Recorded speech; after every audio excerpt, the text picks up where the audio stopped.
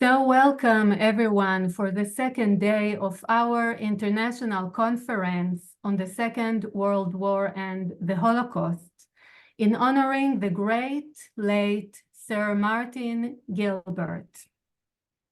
This first session of today is titled Children, and it is a rough, sad, and sensitive subject to deal with when we are referring to war, genocide, times of crisis, and of course, the Holocaust.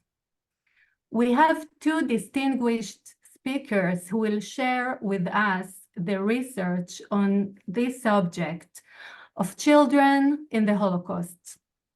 And because we don't have a lot of time today, let me just go ahead and introduce to you our first speaker for today, Dr. Verena Boaz. She's an associate researcher of the Holocaust Studies Program at Western Galilee College in Yaacov, Israel, where she is responsible for the organization of its online lectures series. Her areas of research include childhood during and after the Holocaust, and Zionist הכשרה, and non-Zionist training for immigration. She received research grants and awards from the Memorial Foundation for Jewish Culture, the Hadassah Brandeis Institute, the Leo Baeck Institute in New York, and the European Holocaust Research Infrastructure, ERI. Together with Dr. Boaz Cohen, who will be our second speaker today, she founded in 2016 the project Children of War, Holocaust, and Genocide. And perhaps one of you can share with us on the chat the link to your website. So Verena, the floor is yours. Yes, thank you, Daniela, for the introduction. And yes, unfortunately, I'm not in person there now in Yaacov, but this is as Boaz mentioned before, a war going on. And now I will try to share my screen. I hope you can see it.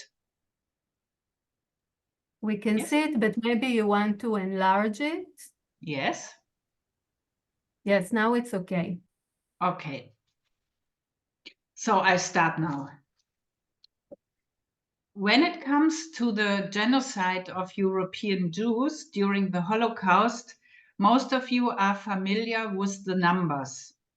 At least 1.5 million Jewish children were murdered during the Holocaust.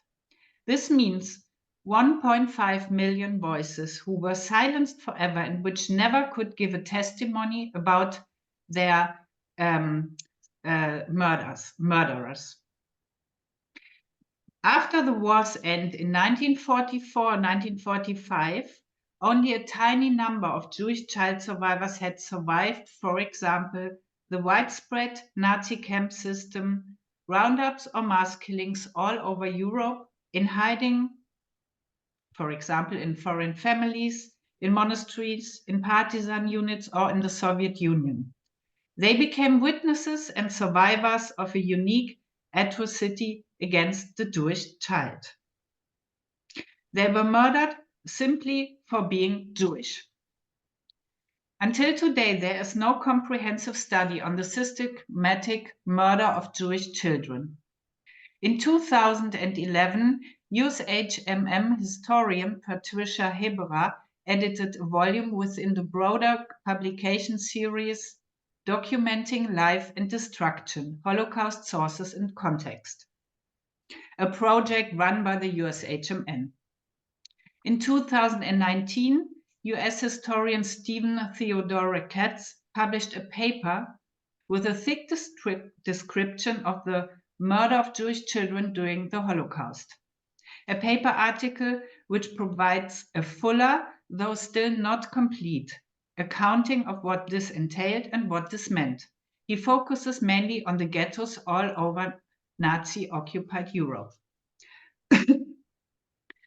For today, I chose a spatial approach, while I will try to reconstruct the specific killing sites and spaces where Jewish children were targets of the National Socialist genocide. This spatial approach is seemingly fragmented, but reflects the inconsistent nature of the sources and testimonies and the inconsistent state of research. This is somehow, I think, a top-down perspective, which mirrors up to a certain grade the lenses of the Nazi regime, respectively the killers on site. But I will also add an example in which a witness testified in real time about the atrocities. To widen this top-down approach, I would share with you some testimonies of child survivors of mass killings. One was given when the child was still chronologically a child. The other examples were given by Jewish child survivors who remember the atrocities against their peers and families. As a background conceptualization, we can map different angles of mass killings in the process of the so-called final solution. The Holocaust by bullets, the deportation and murder and extermination camps, Chełmno, Sobibor, Treblinka and Belzec, and finally Birkenau and Lublin Majdanek. The latter had a double function as a concentration and extermination site of European Jewry. Then we come to forced abortions and murder of pregnant women, and the euthanasia killings of children, because the children's euthanasia in which were also Jewish children fell victim to. Moreover, children were targeted specifically during a variety of killing actions as children in so-called children's actions, children's Aktias or Kinderaktion, or as newborns or, as mentioned before, fetuses. As a preface, in camps and ghettos during ghetto liquidations or roundups, it was not unusual that these preparations for mass shootings and killings were set on Jewish holidays. One former prisoner of Birkenau called them selections according to the Goebbels calendar. I come now to the Holocaust by bullets.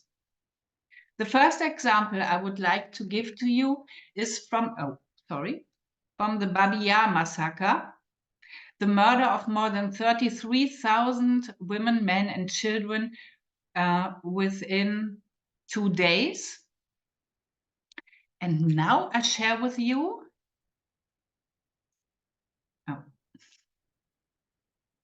let me see. The voice of then 4-year-old child survivor Ludmila. Can you see her? No, you need to stop share and then share your YouTube page. Aha, okay. Give me 1 second. Now you see her. Yes. Все это пакеты, все это отнималось. И уже тут начали люди понимать, что крики какие-то, стоны были людей, когда нас близко подвели для того, чтобы ввести уже в этот огромнейший яр, но на возвышенность яра. А яр был внизу где-то по 35-40 метров глубиной. И мы стояли на этом месте, пока мы расстреливали предыдущую партию людей. Мы, значит, с мамой, я ребенок, не могла долго стоять, и я уже слышала шумы и крики. Я боялась, я просилась к маме на руки. Мне было 4,5 годика. Немножко больше, где-то 4-9 месяцев. И я, когда слышала крики, говорю: мамочка, идем отсюда. Ты меня отсюда забери, потому что ты слышишь, какой крик везде. Наверное, тети и дяди этих бьют. Вот. Но я еще не знала, что не бьют, расстреливают. И когда дошла очередь, что маму подвели к столу, чтобы сдать документы, мама эти документы сдала, которые захватила с собой, и взяла меня на руки, и начали смотреть, или во рту у нее нет зубов золотых, и начали смотреть, забрали серьги, часы, то, что у мамы было, кольца, и раздели С нее забрали хорошее платье, и с меня забрали все, оставили меня одних в трусиках. А маму в ночной, не в ночной, а такой рубашке тельной. От того, что она была не новая, так они с нее не сняли. Aha, so.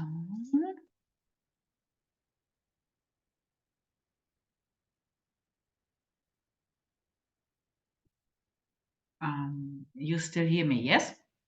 So Ludmilla only survived because she played in the end dead and was protected by her mother. This is why she gave a testimony about the killing in Babi Yar. So the second example is from Rovno in Western Ukraine. And the background was that on November 5, 41, Gauleiter Erich Koch summoned the heads of the Judenrat and informed them that Jews without labor permits were to report for transportation to labor. Of course, this was a euphemism for the killing of around 17,000 Jews in the Rovno district within 3 days. Children were separated from their parents. And I would like to read out to you the voice of a Jewish child survivor, which she gave in 1946. And you see her testimony, it was written down here as a copy. I quote her how she escaped the shootings. We heard shooting and the first victims of our group fell. I was walking closely pressed against my mother, feeling that something would happen. I was pressed to her loving bosom, certain that our hour too would come very soon. My mother whispered to me, "Go away, take your brother and save yourselves. Say that you got lost on the way and that you are Ukrainian. Maybe in this way you will save yourselves." I looked at her with my eyes. I took my brother's hand and we went away. I went to ask one of the murderers. We approached one German and I told him that story. He raised my brother's lowered head, looked into his eyes without saying anything for a long time. Then he took out his revolver and smashed me on the head. He shouted, "Verfluchte Juden," and pushed me in the direction of the crowd. After looking around for a long time, I finally found my mother. I looked at her bitterly and I said, "Mama, it would be much better that we die together. Father will revenge our lives, for he is fighting." But she did not pay any attention to my words. She took my brother to her and ordered me to move along. I went on my way for the second time. This time I succeeded in getting out of the hands of the hangman. And Sonia Samson, by the way, is still alive today. I tried to call her, but I didn't have success with this.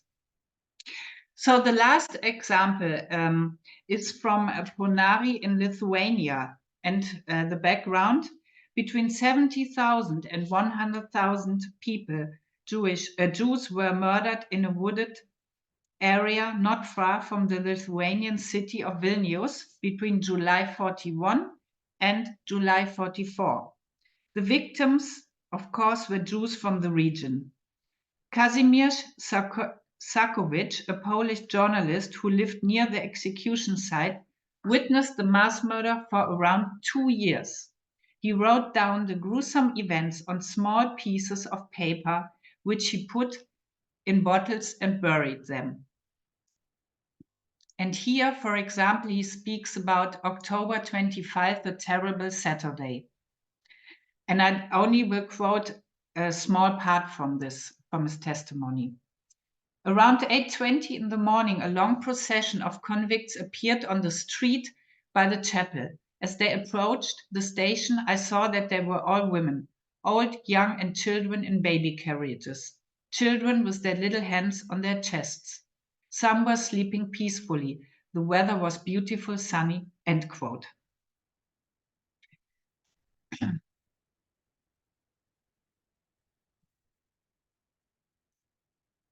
And now I would like to give you some examples of mass killings of children which targeted at children as such. The first example is was given by a Holocaust survivor about the Kielce cemetery massacre, and I could interview him in 2004, and he passed away last summer, in summer 2023. The Kielce cemetery massacre refers to an event that occurred in May 1943, in which 45 Jewish children who had survived the Kielce ghetto and concentration camps were brought to the cemetery in Kielce and were murdered by Germans. The children ranged in age from 15 months to 15 years of age. Okay. 1 second. I will give you now. I let him speak about this.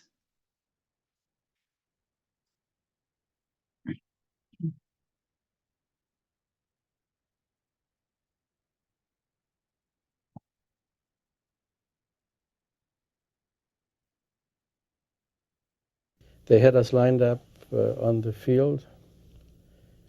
The commander of the camp was standing in the middle, making the decision who was going to live and who was going to die. And they tried to pull me out, and my mother and father more or less pulled the other direction. And finally my mother, my father, and I went up to the German commander, and I said in German that to let me live because I could work, and in German. And I think what I saw happen in camps a number of times was that they were somehow shocked to find that somebody looked very much like their own children, who spoke the same language, the way their own children would speak. It was there. I think they believed a lot of their own propaganda. And he looked at me and said in German, well, let's see, and let me go. The whole thing may have lasted 2 seconds. And that's how I stayed.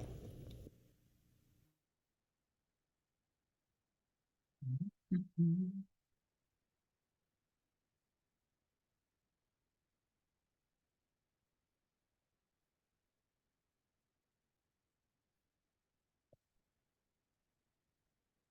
So now I would like to give you an example of a children's action in Auschwitz-Birkenau. In his post-war writings, already in prison, Rudolf Hess, commandant in Auschwitz, wrote, "The destruction of Judaism was necessary to free Germany, to free our descendants for all time from the toughest adversaries." End quote. With the systematic deportation of Jews from all over Europe and the liquidation of ghettos and forced labor camps for Jews, which continued until fall 44, deportation to Birkenau could mean the temporary survival for Jewish children, even though the numbers, of course, speak a different story, because from more than 230,000 Jewish children deported to Birkenau, only 6,700 could enter the camp complex and were registered as prisoners. The collective memory of boys transferred from Hungary and Kaunas is marked by a vivid memory of the selection process. Known as the so-called love test, Josef Mengele would determine life or death based on the hate of a boy. He performed this test on approximately 1,000 adolescents. Boys whose heads did not reach a bar attached to a goalpost were removed and murdered days later. Josef Salman Kleinmann, the youngest witness at the trial of Adolf Eichmann in Jerusalem in 1961, testified. I stood there in total despair. I thought my life ends here. Suddenly, my brother whispered to me, "Don't you want to live? Do something." I woke up as I as if from a dream, looking for a way to myself, end quote. And his way to survive was that he used to put some pebbles in his shoes, but he was again selected because this some centimeters were still not enough, but finally he escaped this selection. And the last example is the murder of pregnant women and forced abortions in Birkenau. Jewish babies were not born in Auschwitz until 1944, with one exception. Many of the mothers were Hungarians. A total of 680 births were recorded in Auschwitz in the last months until liberation. Romanian Dr. Gisela Perl was deported from Transylvania to Auschwitz with her son and her husband in spring 44. A gynecologist by profession, she was deployed as a doctor. When she witnessed how pregnant women were beaten by SS personnel and then murdered in the gas chambers, without exception, she made the decision to have abortions. I quote her. The horror turned into revolt, and this revolt brought me out of my lethargy and gave me a new drive to live. I had to stay alive. It was up to me to save all the pregnant women in the camp from this hellish fate. It was up to me to save the lives of the mothers if there was no other way than to destroy the lives of their unborn children. I ran back to the camp and went from block to block telling the woman what I had seen. These were just a few examples of the overall and systematic murder of Jewish children during the Holocaust. I did not mention the targeted or the planned starvation in ghettos and camps, experiments, for example, of Jewish twin children, or the transfer for hepatitis experiments from Birkenau to Sachsenhausen.